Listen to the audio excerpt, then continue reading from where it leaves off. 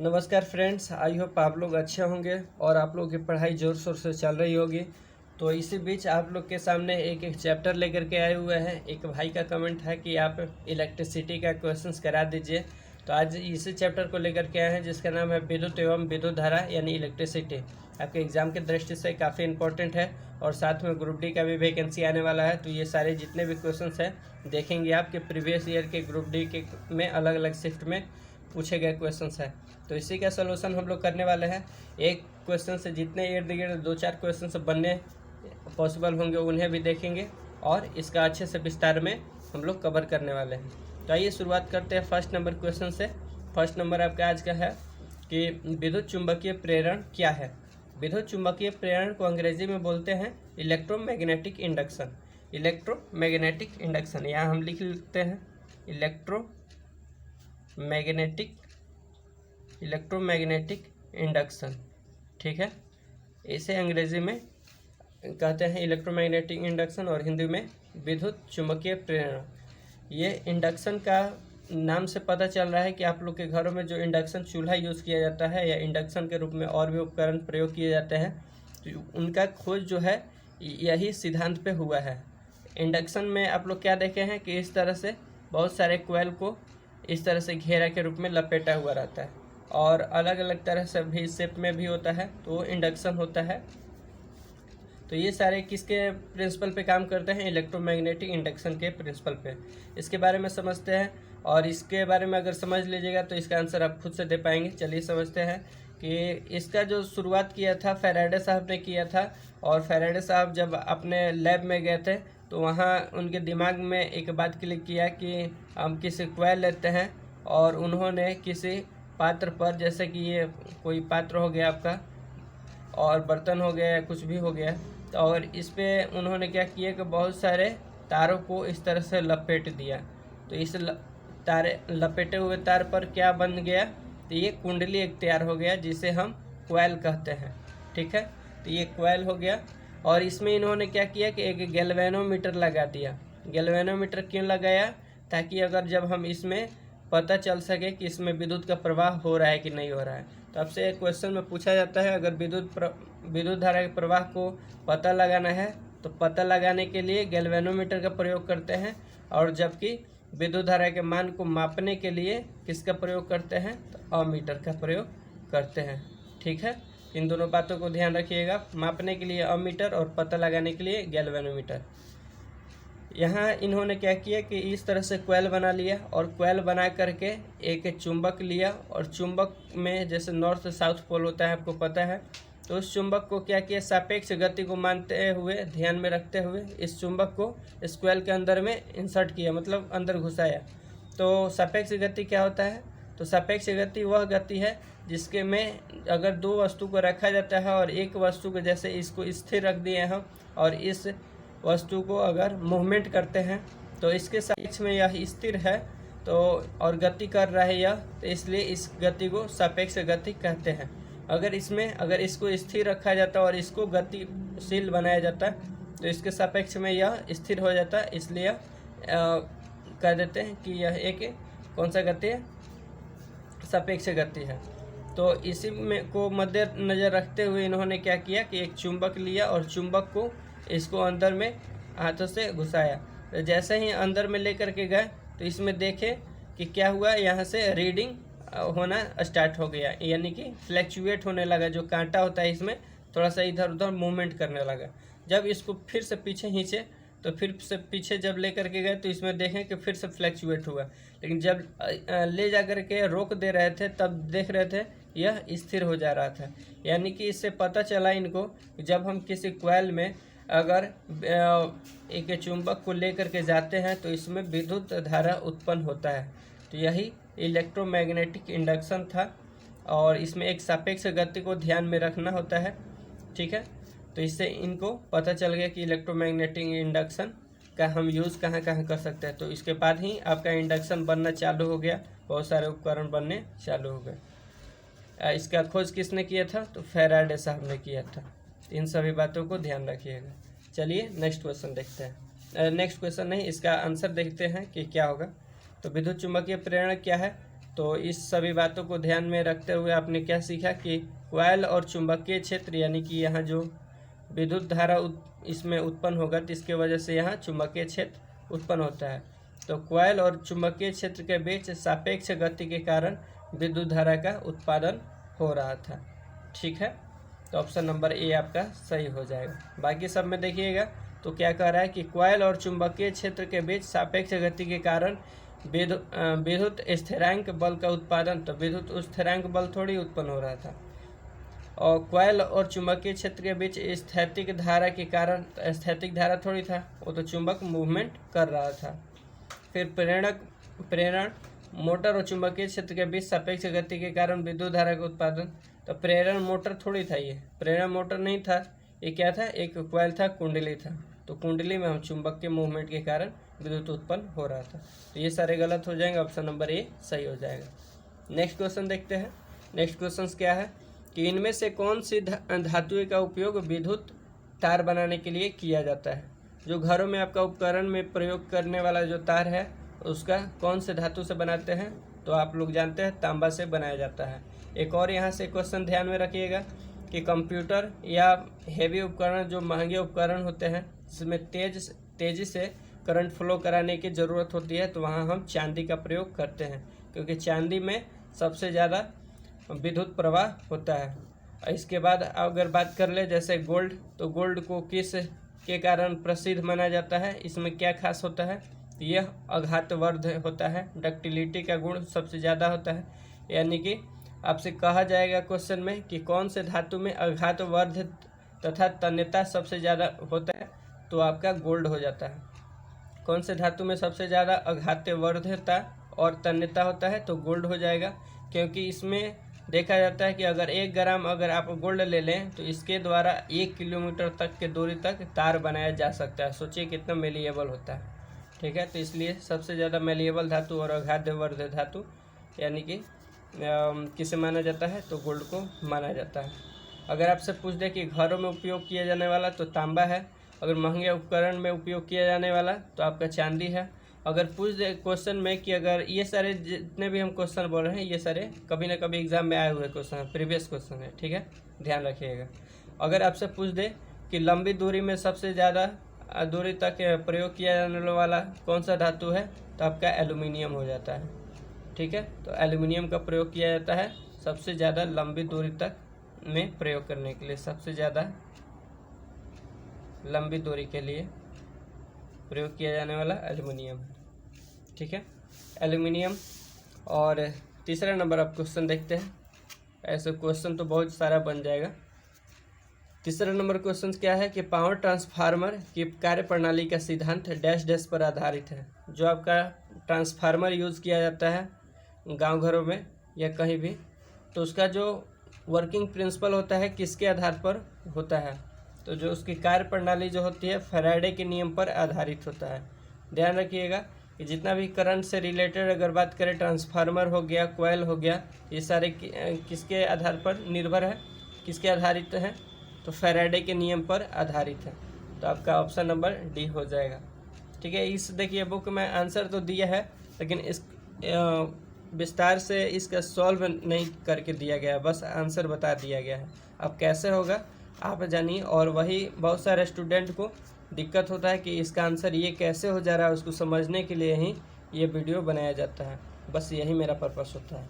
देखिए 5वां नंबर क्या कह रहा है।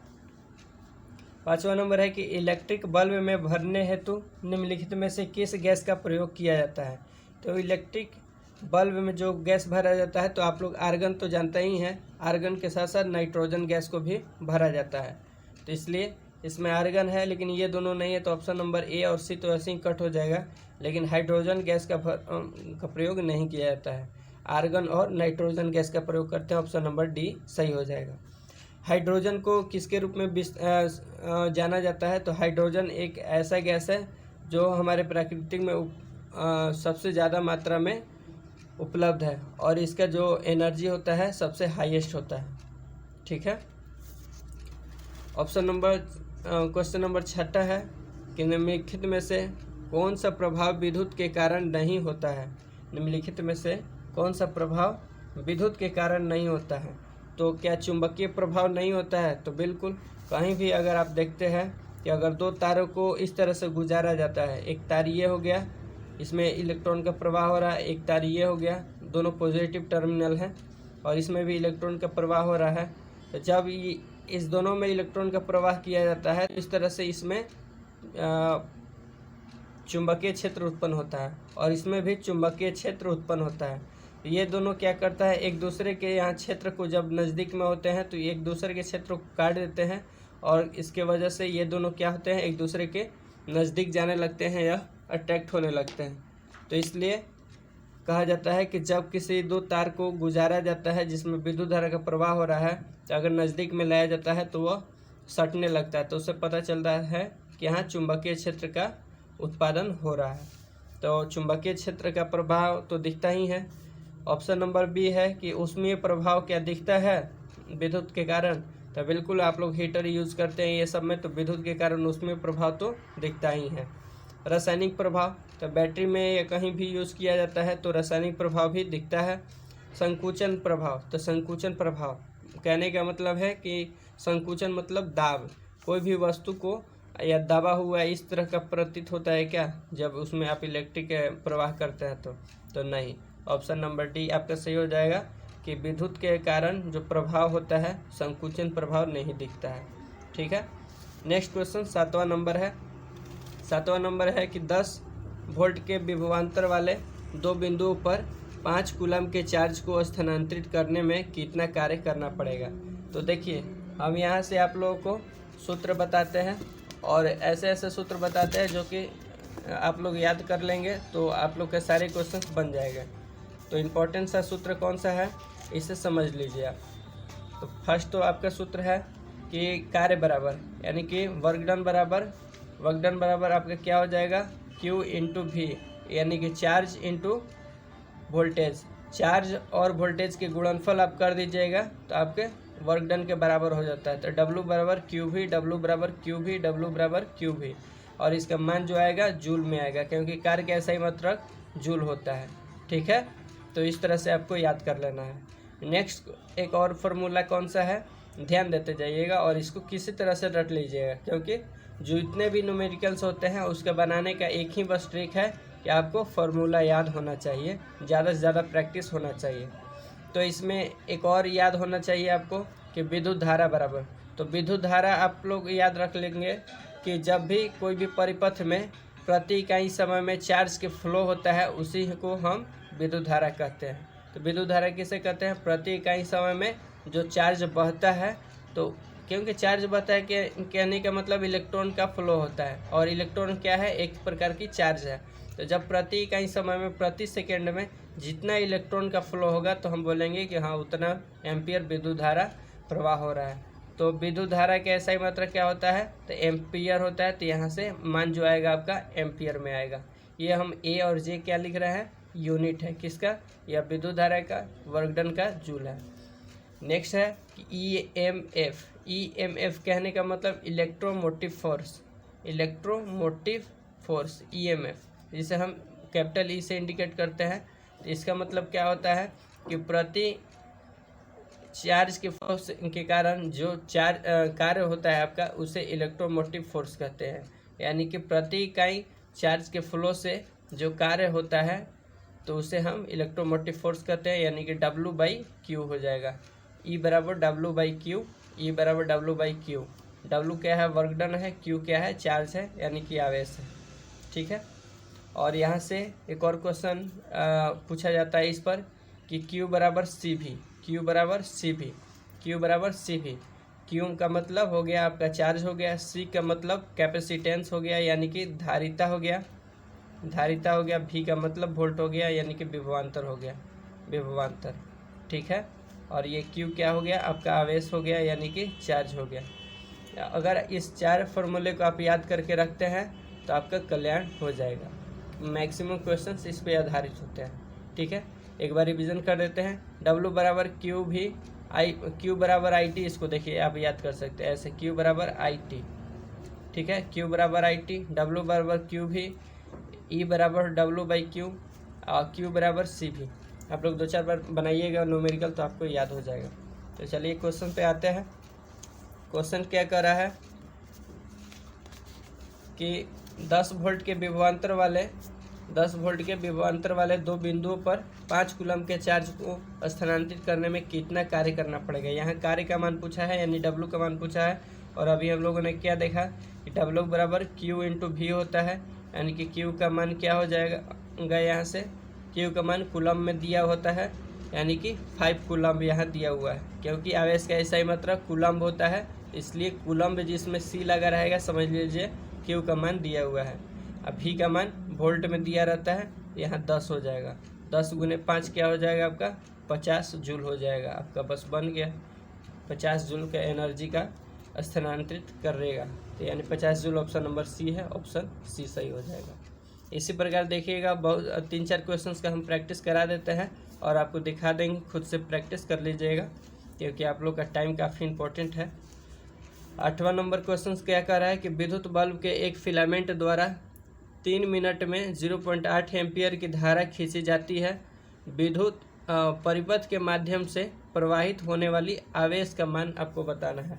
तो आवेश का मान बताना है, तो यहाँ इसमें समय का मान दिया हुआ है। तो समय का मान देखते हुए आपको कौन सा फार्मूला लगाइएगा, Q बराबर IT। अभी देखे थे तो Q बराबर IT कहने का मतलब हो जाएगा, यहाँ से कूलम का मान पूछा हुआ है, यानी कि चार्ज का मान Q बराबर हो जाएगा। I का मान विद्युत धारा एम्पियर में कहाँ दिया है, तो 0.8 दिया है, तो 0.8 हो जाएगा। और यहाँ टाइम का मान मिनट में दिया हुआ है। तो हमेशा याद रखिएगा एक चीज़, भाई लोग क्या करते हैं कुछ कि बस 3 मिनट दिया हुआ है टाइम, बस 3 मिनट से गुना कर देंगे। ऐसा नहीं करना है, आपको पहले यूनिट सबका देखना है। यह एम्पियर में है, ठीक है। विद्युत धारा कैसे मतलब कि एम्पियर होता है, समय का क्या होता है सेकेंड होता है। तो यहाँ 3 मिनट में दिया है, तो इसको सेकेंड में चेंज करने के लिए क्या करेंगे 60 से गुना कर देंगे, तभी तो सेकेंड में हो गया। और Q का मान जो आएगा कूलम में आएगा।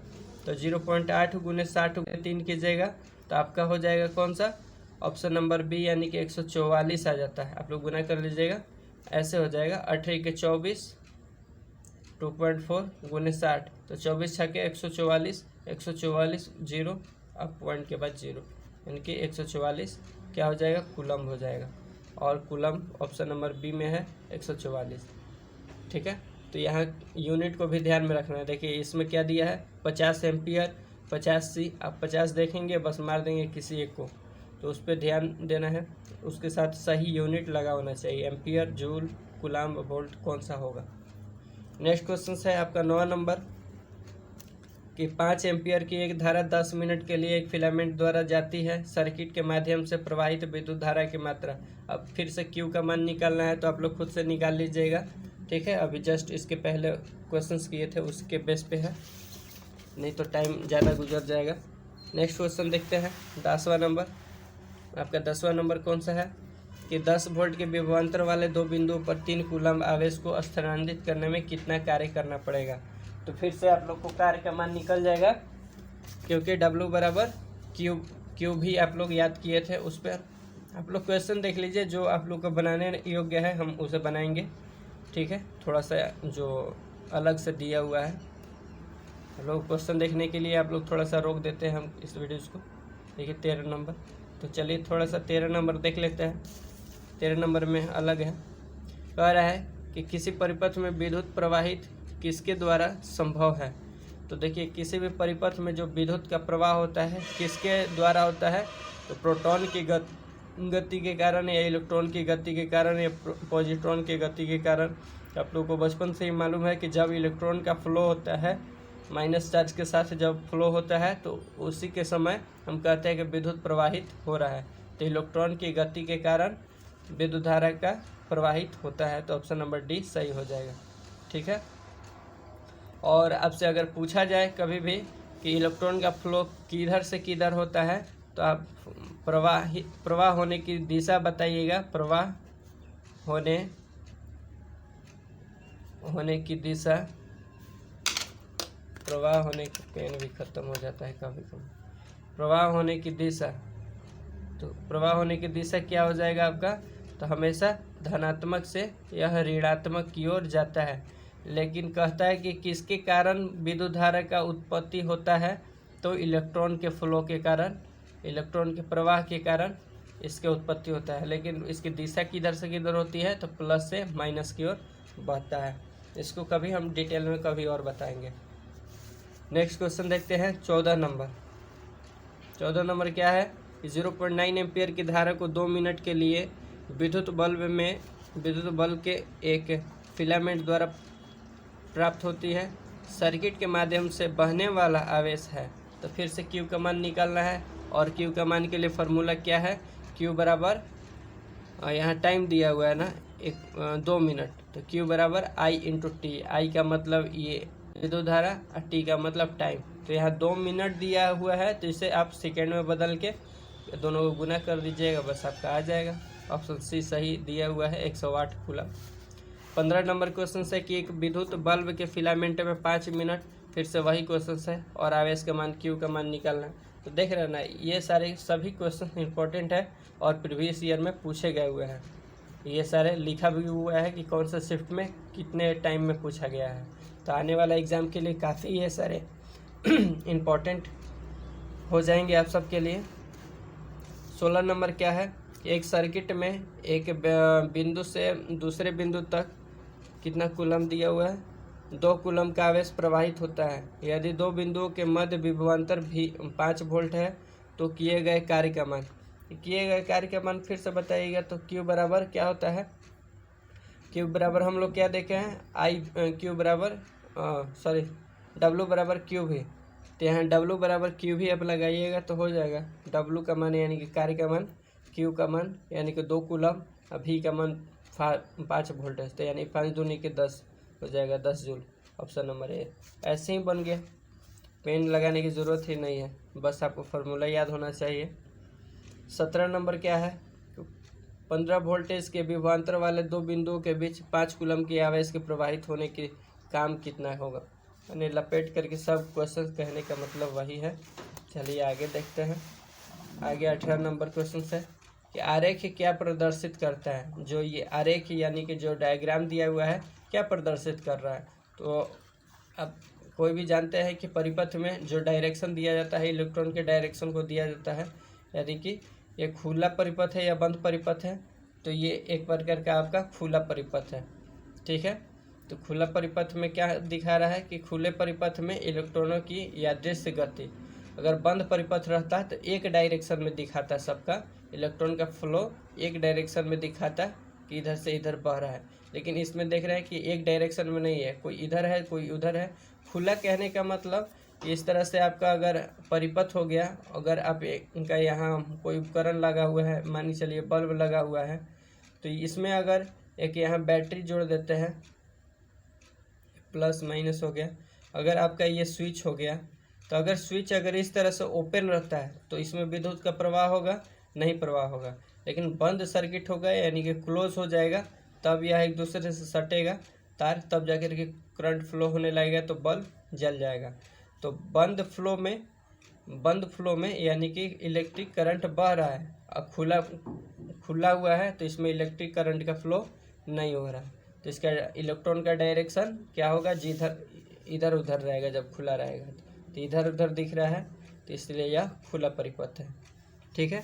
नेक्स्ट क्वेश्चन देखते हैं 19 नंबर क्या है कि एक सर्किट के माध्यम से प्रवाहित होने वाले विद्युत आवेश की मात्रा 300 कूलम होती है जब 0.5 एम्पियर की प्रवाह विद्युत बल्ब के एक फिलामेंट द्वारा प्रवाहित होती है। तो समय ज्ञात कीजिए। तो फिर से Q बराबर आई टी जब आप लगाइएगा, Q बराबर आई इंटू टी, इसमें T का मान निकालना है तो क्या हो जाएगा, Q बाई आई हो जाएगा, और यहाँ से T का मान आप लोग निकाल लीजिएगा, तो यहाँ सेकेंड में निकलेगा, ठीक है। नेक्स्ट क्वेश्चन देखते हैं। नेक्स्ट क्वेश्चन कौन सा हम लोग अभी देख रहे थे, समय ज्ञात कीजिए, ये हो गया 20 नंबर कह रहा है कि 20 वोल्ट के विभवांतर वाले दो बिंदुओं में किया गया कार्य 60 जूल है। यहाँ कार्य का मान दिया हुआ है और वोल्ट का मान दिया गया है, विभवांतर का मान तो फिर 2 बिंदुओं के बीच प्रवाहित होने वाली विद्युत आवेश का मान बताना है। फिर से Q का मान बताना है, आप लोग निकाल लीजिएगा। सब एक ही क्वेश्चन है, डायरेक्ट हम लोग 29 नंबर पे आते हैं, क्योंकि 29 नंबर में थोड़ा सा अलग दिया हुआ है। यहाँ Q बाई टी क्या हो जाएगा, I का मान हो जाएगा, क्योंकि I बराबर Q बाई टी होता है। आप लोग देख लीजिए और रोक करके आप लोग बना लीजिएगा। इसका आंसर दिया हुआ है बगल में, उससे मैच कर लीजिएगा। और जहाँ नहीं समझ में आएगा, जिस क्वेश्चन में डाउट होगा आप कमेंट कर दीजिएगा, उसका हम लोग नेक्स्ट वीडियो में सॉल्व कर देख लेंगे।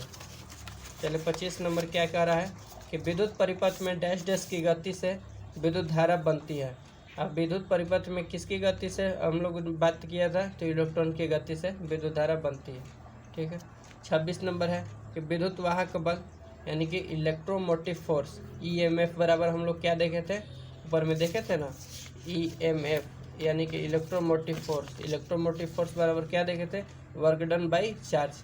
वर्क डन बाई चार्ज, एक चार्ज द्वारा जितना कार्य किया जाता है वही इलेक्ट्रोमोटिव फोर्स होता है। तो इलेक्ट्रोमोटिव फोर्स बराबर work done by charge. Electromotive force बराबर work done by charge. Work done by charge किस कहाँ है, वर्क डन बाई चार्ज, इसमें work done by charge option number B में है। ई बराबर work done by charge, option number B आपका सही हो जाएगा। देख रहे हैं ना, कभी कभी डायरेक्ट फार्मूला भी पूछ लिया जाता है, तो सभी बातों को कॉन्सेप्ट के साथ पढ़ना है, ये नहीं कि बस पहले का ए दूसरे का भी करके चले जाना है। हाँ, नेक्स्ट क्वेश्चन है 27 नंबर। 27 नंबर है कि एक धारित्र 10 वोल्ट पर 1 कूलम्ब स्टोर करता है, तो इसकी धारिता क्या होगी। तो धारिता निकालने के लिए, कैपेसिटेंस निकालने के लिए हम फार्मूला बताए थे Q बराबर CV। Q बराबर CV, तो Q बराबर CV यानी कि यहाँ से ये धारिता हो जाता है आपका।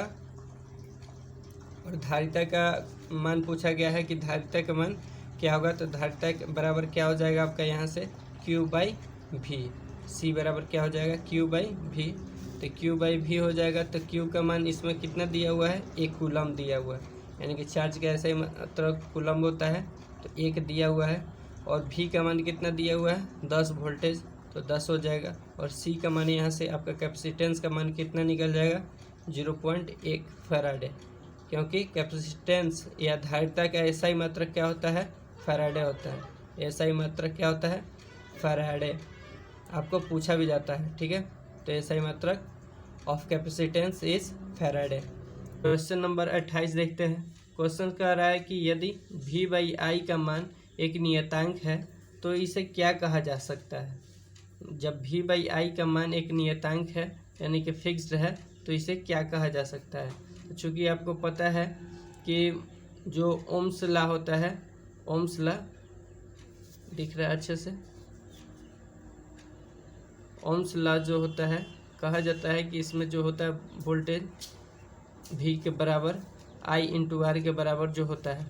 तो यहाँ से जब आप V बाई आई पूछा गया है, तो यहाँ से आप V बाई आई जब कीजिएगा, V बाई यहाँ से आई, तो यह किसके बराबर हो जाएगा, तो रेजिस्टेंस के बराबर हो जाएगा, यानी प्रतिरोध के बराबर हो जाएगा। तो यहाँ से आपका जो आंसर हो जाएगा क्या हो जाएगा, प्रतिरोध हो जाएगा, ऑप्शन नंबर डी, क्योंकि V बाई आई का मान क्या होता है, रेजिस्टेंस के बराबर होता है। 29 नंबर क्वेश्चन कह रहा है कि निम्नलिखित में से कौन से वैज्ञानिक ने 2 आवेशित कणों के बीच आकर्षण या प्रतिकर्षण के बल को नियंत्रित करने वाला नियम दिया है। तो जो वैज्ञानिक का नाम था वो कूलम्ब थे, यानी कि चार्ल्स कूलम्ब इनका पूरा नाम है। तो एक कूलम्ब साहब ने एक नियम दिया था, वो नियम क्या दिया था उसको समझते हैं, क्योंकि इस नियम को अगर आप एक बार अच्छे से समझ लेंगे तो इसके बेस पर आगे काफ़ी सारे क्वेश्चंस है, तो आप उसे बता पाएंगे। तो इसमें 29 नंबर का कह रहा है कि चार्ल्स लॉ क्या होता है, हम समझते हैं, चार्ल्स कूलम्ब लॉ। तो कूलम्ब्स लॉ कहता है, कूलम्ब्स लॉ पहले लिख लेते हैं। कूलम्ब्स लॉ क्या कहता है, कूलम्ब्स का नियम, कूलम्ब्स का नियम कहता है कि जब अगर कोई भी 2 चार्ज को रखते हैं, कोई भी आवेश को 2 रखते हैं, जैसे कि एक का मान के चलिए चार्ज Q1 और दूसरे का Q2 मान लेते हैं, तो इनके बीच कोई ना कोई डिस्टेंस होगा, तो इसे हम R से मान लेते हैं, इसके बीच का डिस्टेंस R है। तो यहाँ जब एक दूसरे को रखा जाता है, तो यह एक दूसरे को, अगर इस पर धन आवेशित और इस पर ऋण आवेशित रहेगा तो एक दूसरे को आकर्षित करता है, अगर सेम चार्ज रहेगा तो यह प्रतिकर्षित करेगा, यानी कि रिपेल करेगा। ठीक है, तो वही आकर्षण और प्रतिकर्षण इसमें कहा जाता है।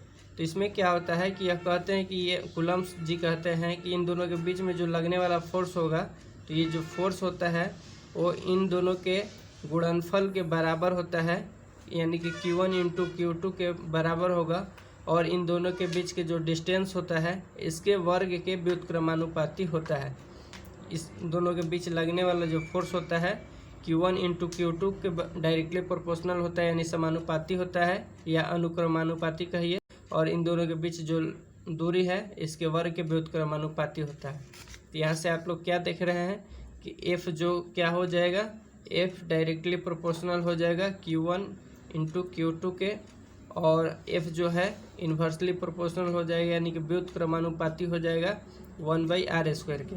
यानी आप यहाँ से कह सकते हैं कि जब इन दोनों में चार्ज के गुणनफल का मान बढ़ेगा यानी कि चार्ज का मान बढ़ेगा तो इन दोनों के बीच लगने वाला फोर्स का मान भी बढ़ेगा। लेकिन यहाँ अगर दूरी कब बताते हैं, अगर दूरी जो है इन दोनों के बीच का बढ़ेगा तो फोर्स का मान क्या हो जाएगा, घट जाएगा, क्योंकि यहाँ व्युत्क्रमानुपाती है। अगर यहाँ दूरी का मान कम होगा तो फोर्स का मान ज़्यादा हो जाएगा। ठीक है, तो यही कूलम्ब्स लॉ कहते हैं और इनके आधार पर एक फार्मूला यही क्रिएट होता है, F बराबर K का मान एक कांस्टेंट होता है जब यहाँ प्रोपोर्शनल का साइन हटता है तो, और फिर Q1 इंटू Q2/r² हो जाता है। तो यहाँ से आपको क्वेश्चन भी पूछा जाता है, कभी चार्ज दोनों चार्ज का मान दे देगा, दोनों के बीच के दूरी दे देगा, K का नियतांक का वैल्यू देता है और F का मान पूछा जाता है, तो ये फार्मूला से आप निकाल सकते हैं। ठीक है, नेक्स्ट देखते हैं। नेक्स्ट क्वेश्चन नंबर क्या है,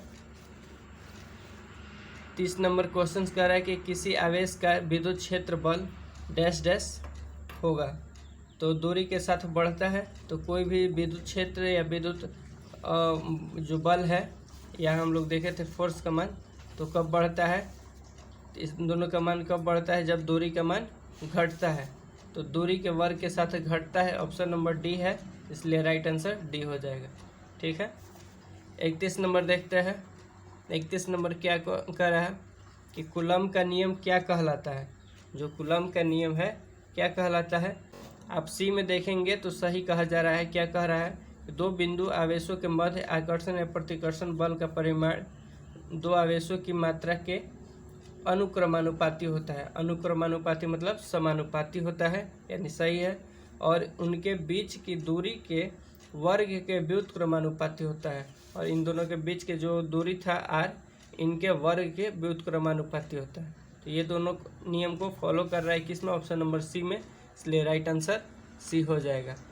ठीक है, तो इस तरह से अगर आप बोले थे कि एक कॉन्सेप्ट को अगर इसको समझ लेते हैं तो इसके आधार पर बहुत सारे क्वेश्चन पूछे जाते हैं तो आप कर लेंगे। ठीक है, तो कूलम्ब्स का नियम इम्पोर्टेंट है।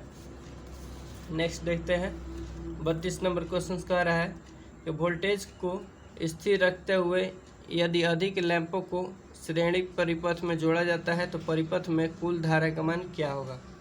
अगर वोल्टेज को स्थिर रखते हैं और अधिक लैंपों को श्रेणी क्रम में जोड़ते हैं, जैसे कि अगर जितना भी पहले से वोल्टेज अगर किसी परिपथ में फ्लो हो रहा था वही रहे, भी जो हो जाए कांस्टेंट हो जाए यानी स्थिर हो जाए, और इसमें उपकरण का मान यानी लैंप का मान आप बढ़ा दें, जैसे पहले 3 था तो अब 5 कर देते हैं, तो जो उस समय धारा का मान था अब क्या होगा, पहले के कंपेयर में घटेगा, बढ़ेगा या वही रहेगा। तो जब V का मान आप कांस्टेंट रखते हैं तो यहाँ ओम का नियम क्या कहता है, V बराबर आई आर कहता है।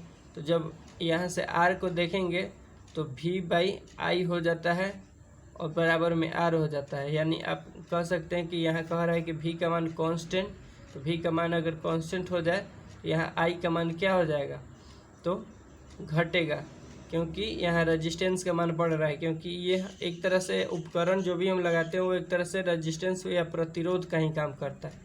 तो यहाँ प्रतिरोध का मान जब बढ़ेगा तो I का मान घटेगा, क्योंकि यहाँ से क्या रिलेशन निकल रहा है, संबंध, 1/I जो हो जाएगा इन्वर्सली प्रोपोर्शनल हो जाएगा R का, यानी कि इसमें R का मान जब बढ़ रहा है तो यहाँ उल्टा न है I, तो I का मान क्या हो जाएगा, घट जाएगा।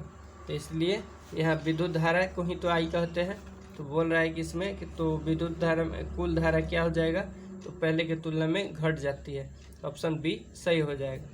अगर आपसे यही कहता कि श्रेणी क्रम नहीं है, श्रेणी क्रम के जगह पे समांतर क्रम में जोड़ा जाता है, अगर इस तरह से जोड़ा जाता है जैसे कि ये समांतर क्रम न हो गया एक दूसरे के पैरेलल, ये इसमें विद्युत धारा गमन कर रहा है I, अगर इसमें ये R1 R2 R3 या कोई भी उपकरण लगा हुआ है इस तरह से, इस तरह से कोई उपकरण लगा हुआ है, मानिए चलिए ये बैटरी हो गया आपका, ये कुंजी हो गया यानी प्लग हो गया, इस तरह से लगा हुआ है समांतर क्रम में। तो इसमें क्या होगा, इसमें क्या होगा, तो आई का मान जो अगर पहले जितना बह रहा था उतना ही बहेगा। इसमें भी अगर कांस्टेंट हो गया तो यानी कि वोल्ट अगर कांस्टेंट हो गया फिर भी ठीक है, लेकिन श्रेणी क्रम में घट जाता है।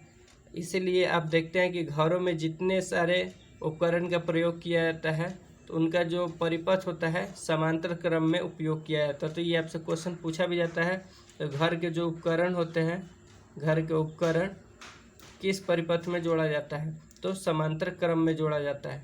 किसमें, समांतर क्रम में। क्यों अब जोड़ा जाता है समांतर क्रम में, ताकि अगर इधर से आपका करंट फ्लो हो रहा है, इधर से विद्युत धारा जा रहा है, अगर आपका ये एक बल्ब भी फ्यूज हो गया, यहाँ से परिपथ भंग हो गया आपका, तो बाकी ये दोनों में आपका करंट फ्लो होता रहे और ये दोनों आपका उपकरण सही से चलता रहे। इसलिए कहा गया रहता है कि एक बल्ब लगा दिए, इसमें जब जैसे 2 लाइन जाता है, अब इसमें से निकाल करके फिर इस बल्ब में लगा दिए, इसमें से निकल गया। अगर यहाँ से एक फॉल्ट हो गया, टूट गया, तो परिपथ पूरा भंग हो जाएगा और आगे का करंट फ्लो होना बंद हो जाएगा। इसलिए हम क्या करते हैं कि पैरेलल सीरीज में जोड़ते हैं, ताकि एक टूटने के बाद भी दूसरा हमारा काम चलता रहे। अगर आपसे क्वेश्चन में पूछा जाता है कि घर में जो फ्यूज लगाया जाता है, तो फ्यूज किस परिपथ में जोड़ा जाता है, तो फ्यूज को हम श्रेणी क्रम में जोड़ते हैं। किसमें, श्रेणी क्रम में जोड़ते हैं। क्यों, क्योंकि अगर श्रेणी क्रम में जोड़ेंगे, जैसे इधर से मेन लाइन आ रहा है, सप्लाई हो रहा है, यहाँ से आपका फ्यूज लगा हुआ है और फ्यूज के बाद आपका घर में उपकरण बहुत सारा लगा होता है समांतर क्रम में। तो यहाँ अगर आप फ्यूज जोड़ते हैं, तो अगर फ्यूज यहाँ से टूट जाएगा आपका, तो क्या हो जाएगा, आगे के करंट फ्लो होना बंद हो जाएगा। इसलिए इसको डायरेक्ट जोड़ते हैं, और डायरेक्ट कहने का मतलब यह श्रेणी क्रम होता है। ठीक है, तो इसलिए फ्यूज को श्रेणी क्रम में जोड़ते हैं, ताकि हमारा परिपथ भंग हो जाए जल्दी से, जब भी अतिभारण हो यानी कि ओवरलोड हो या शॉर्ट सर्किट हो तो। ठीक है, नेक्स्ट क्वेश्चन पे आते हैं। नेक्स्ट क्वेश्चन 33 नंबर है। 33 नंबर क्वेश्चन कह रहा है कि इलेक्ट्रिकल वायर हेतु अंतर्राष्ट्रीय रंग कोड के अनुसार निम्नलिखित में से कौन सा विकल्प न्यूट्रल वायर दर्शाता है। तो न्यूट्रल वायर दर्शाने के कहने का मतलब है कि घरों में आप जैसे अर्थिंग बोलते हैं, तो घर में अर्थिंग नहीं बोला जाता है, वो क्या होता है, न्यूट्रल होता है, यानी कि उसमें माइनस करंट फ्लो होता है। अर्थिंग कौन सा होता है, तो आपको देखते हैं कि 3 प्लग इस तरह से जब दिया जाता है, इस तरह से प्लग दिया जाता है, तो एक ऊपर में लगा होता है, 2 नीचे में खूंटी लगा होता है। तो ये ऊपर वाला जो होता है आपका, ये क्या होता है, ये अर्थिंग होता है, ये आपका अर्थिंग होता है, जिसका कलर जो इंटरनेशनल स्टैंडर्ड के अनुसार हरा माना गया है। और एक ये मेन सप्लाई हो गया, मेन सप्लाई को हम रेड कलर से इंडिकेट करते हैं, रेड कलर से यानी कि लाल कलर से लेते हैं। और ये जो आपका न्यूट्रल हो जाता है, तो न्यूट्रल को काला कलर से लिया जाता है। काला कलर या काला अगर ऑप्शन में नहीं रहे तो आप नीला कलर लेते हैं। किसे लेते हैं, नीला कलर। तो ऐसे याद रख सकते हैं, न्यूट्रल न से न्यूट्रल, न से नीला। ठीक है, अगर नीला ऑप्शन में नहीं रहेगा तब आप काला भी ले सकते हैं। कि मेन सप्लाई के लिए फिक्स है, लाल ही होता है, और अर्थिंग के लिए हरा होता है। तो यहाँ से आप बता सकते हैं कि न्यूट्रल के लिए नीला ऑप्शन नंबर सी सही हो जाएगा। ठीक है, नेक्स्ट क्वेश्चन आपका आज का लास्ट का क्वेश्चन रहने वाला है, जो 34 नंबर कह रहा है कि विद्युत परिपथ में डैश डैश होता है। तो विद्युत परिपथ में क्या होता है, तो हम ऊपर में एक डायग्राम बनाए थे, या फिर से हम बना देते हैं। जब भी विद्युत परिपथ आप बनाते हैं या घर के उपकरण के लिए या कुछ भी, तो यहाँ से क्या क्या होता है आपका, तो एक आपका यहाँ कोई उपकरण लगा होता है, जैसे हम मान के चले गए ये बल्ब ही ले लिए। ठीक है, एक बल्ब या कोई भी उपकरण होता है, इसके साथ साथ आपका पहले तो तार बिछा होता है, तार लगा रहेगा। तार के साथ साथ इसमें क्या रहेगा, इसको जलने के लिए, ऊर्जा देने के लिए बैटरी रहेगा, यहाँ प्लस माइनस दे दिए। इसके साथ क्या होता है, कुंजी यानी कि आपका एक प्लग होता है। तो ये प्लग हो गया, तो प्लग रहता है ताकि जब हम कनेक्शन को काटना चाहें तो काट सकते हैं, जब हम ऑन करना चाहें तो ऑन करें।